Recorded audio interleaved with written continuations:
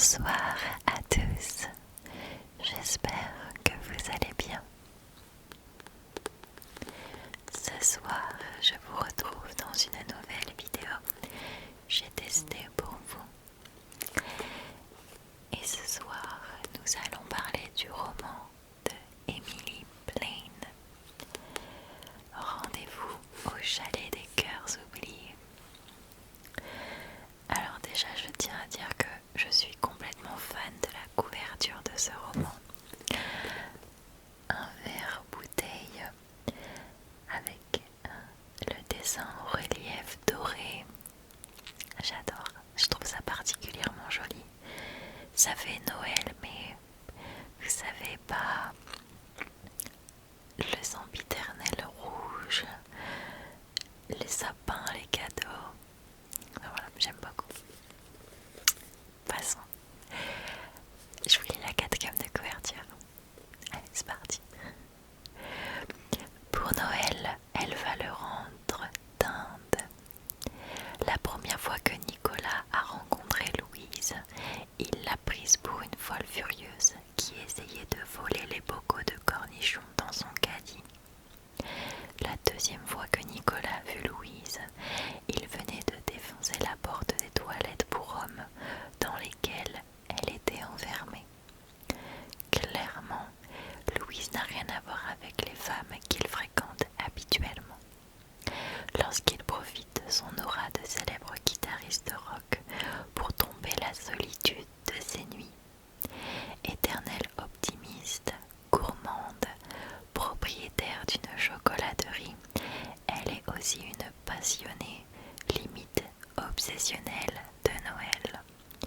Sauf que lui déteste Noël et qu'il s'est laissé embarquer dans le rôle du faux petit ami de Louise pour faire enrager l'ex de cette dernière. Dès lors, Nicolas n'a qu'une seule certitude, ses vacances de fin d'année à la montagne promettent d'être tout sauf reposantes. Voilà.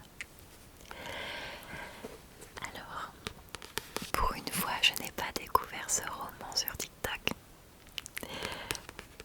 Je l'ai découvert à Cultura. Voilà. J'ai accompagné ma petite sœur qui cherchait un livre et je me suis baladée. Déjà la couverture est très jolie, mais ce qui m'a vendu en fait et m'a donné envie de lire ce livre, c'est la première fois qu'il l'a vu, elle essayait de lui voler des cornichons dans son caddie. Et la deuxième fois, elle s'était enfermée dans les toilettes pour hommes et il a dû défoncer la porte. C'est ça qui m'a vraiment donné envie de lire le livre. Je suis pas à la base foncièrement fan de la dynamique personne célèbre, personne pas célèbre. Vous voyez ce que je veux dire? La célébrité qui va craquer pour la personne lambda. Cette dynamique, c'est pas forcément un truc qui m'attire, mais vraiment vu comment ont été décrites les 2 premières rencontres des personnages principaux, j'ai craqué. Mais alors, qu'est-ce que j'en pense vraiment de ce livre? Je l'ai adoré. J'ai vraiment adoré ce livre. Déjà, ça se passe en France, ce qui est relativement rare parce que la plupart du temps, va savoir pourquoi, alors que notre France est si belle, les histoires se passent hors de la France. Voilà. Alors je sais que ça doit surfer sur la vague du fantasme de rencontrer quelqu'un dans un autre pays et c'est l'amour fou et on brave les kilomètres et autres. Bon, elle habite à la montagne, lui il habite sur Paris, mais c'est pas non plus une relation distance quoi, surtout que toute l'histoire se passe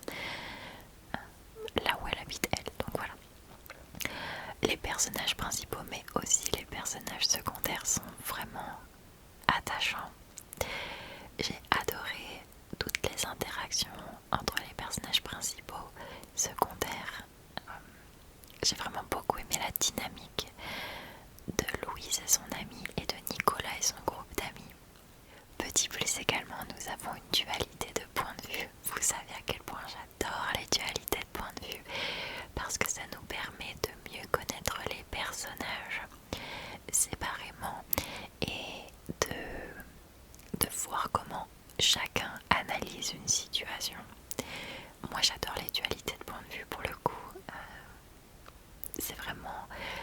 C'est vraiment pour moi ce qui, surtout dans les livres de romance, ce qui permet de pas juger, mais aussi de comprendre et d'avoir un point de vue extérieur encore plus clair sur la situation. Cependant, Emily Blaine n'indique pas au début du chapitre le point de vue de quel personnage on va suivre. Quand j'ai lu le livre, dès le premier chapitre, je me suis rendu compte que avec la lecture c'était le point de vue de Nicolas, et comme je savais pas avant d'avoir fini le livre que c'était une dualité de point de vue, je pensais donc que l'histoire était racontée uniquement du point de vue de Nicolas, parce que comme vous voyez, chapitre 1 c'est Nicolas donc qu'on suit, mais il n'y a aucune mention, et je trouve ça dommage parce que du coup les premières lignes du chapitre on n'est jamais sûr duquel des deux points de vue on va lire l'histoire finalement. Donc je trouve ça dommage parce que ça casse un peu le rythme de la lecture. Également, j'ai trouvé que l'histoire d'amour entre les deux personnages arrivait un peu vite. Voilà, lui il est en vacances pour la fin d'année et avant même que le nouvel an arrive, ça y est, ils sont amoureux, je t'aime, etc. Pourtant le livre n'est pas petit, je trouve. Voilà, il est de taille moyenne, disons. Mais je trouve que les sentiments d'amour à proprement parler sont arrivés un peu vite. Surtout qu'à la base, ils sont tous les deux réticents. Et on a du mal à comprendre pourquoi est-ce qu'ils baissent toutes leurs barrières d'un coup pour accueillir l'autre dans leur cœur. Voilà. Ce sont mes avis, bien évidemment. En termes de notes, je vais lui donner la note de 4,5 sur 5.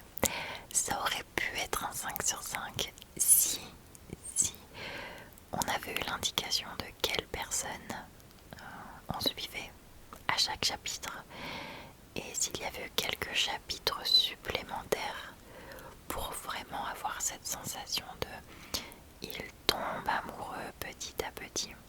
On a une rockstar qui enchaîne les liaisons sans lendemain, qui prend pas soin de lui. Enfin, pas soin de lui, il se lave et tout, mais vous voyez, il fait pas attention à lui parce qu'il est meurtri par le décès d'un des membres du groupe qui était son meilleur ami. Donc il a du mal à s'en remettre, il a tout gardé pour lui parce que le frère de son meilleur ami fait aussi partie du groupe, donc il veut pas lui communiquer son chagrin, voilà. Et elle a du mal à se remettre de son ancienne relation, elle est célibataire, elle passe son temps avec son meilleur ami. Ils ont tous les deux des problématiques qui sont super intéressantes, mais j'ai du mal à croire qu'en quelques jours, pouf, voilà, toutes leurs problématiques sont résolues et ils sont fous amoureux, etc. Je pense qu'il manque peut-être 2 chapitres par personnage pour mieux comprendre pourquoi est-ce qu'ils laissent tomber leurs barrières, qu'ils baissent leur garde. Vous voyez ce que je veux dire? Donc bon, 4,5 sur 5, je pense que c'est vraiment une très bonne note quoi qu'il arrive. Depuis que j'ai lu ce livre, j'ai acheté 5 romans de Emily Blaine, pour vous dire tellement il m'a plu. Et j'ai découvert que en fait ce livre-là fait partie d'une trilogie.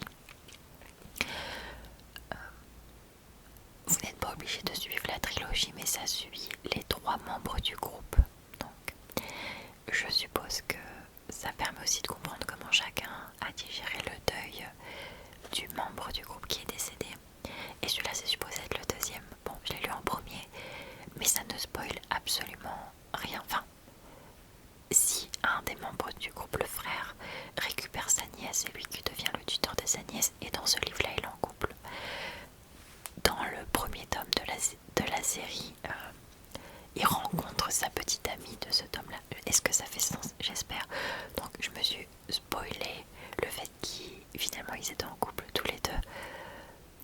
Mais c'est pas un spoil série où on peut lire les livres indépendamment, donc pas dans l'ordre.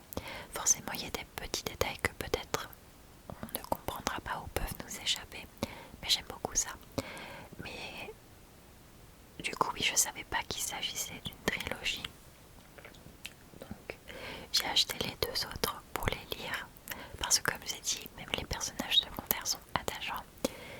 Et j'en ai acheté 3 autres qui n'ont rien à voir avec cette série. Donc j'ai 6 livres d'Emily Blaine, qui est une auteure française. D'ailleurs, si vous êtes intéressé, j'ai acheté... Attendez, j'essaie de lire de loin.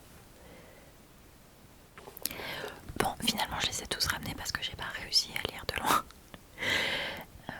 Il y a le premier tome de cette trilogie, donc, qui est Embrassé sous la neige, où on suit Evan et Juliette. Ensuite, c'est Rendez-vous chalet des cœurs brisés. Et Veux-tu passer tout est Noël avec moi, où on suit Maxime, un des membres du groupe, et Mathilde, la photographe attitrée du groupe. Voilà. Donc eux ils vont ensemble. Alors oui, ça va peut-être en choquer certains, et je suis désolée d'avance, mais moi je m'en fiche de savoir si mes trilogies, les livres ont la même taille. Voilà. Parce que du coup ça ressemble à ça quoi. Mais c'est pas grave. Oh, ça fait tomber. Donc voilà, ça c'est les 3 livres qui vont ensemble. Donc T'embrasser sous la neige, Rendez-vous chalet des cœurs brisés et Veux-tu passer tout est Noël avec moi. Et ensuite donc d'Emily Blaine, qui ne font pas partie de la série, j'ai acheté Pourquoi choisir.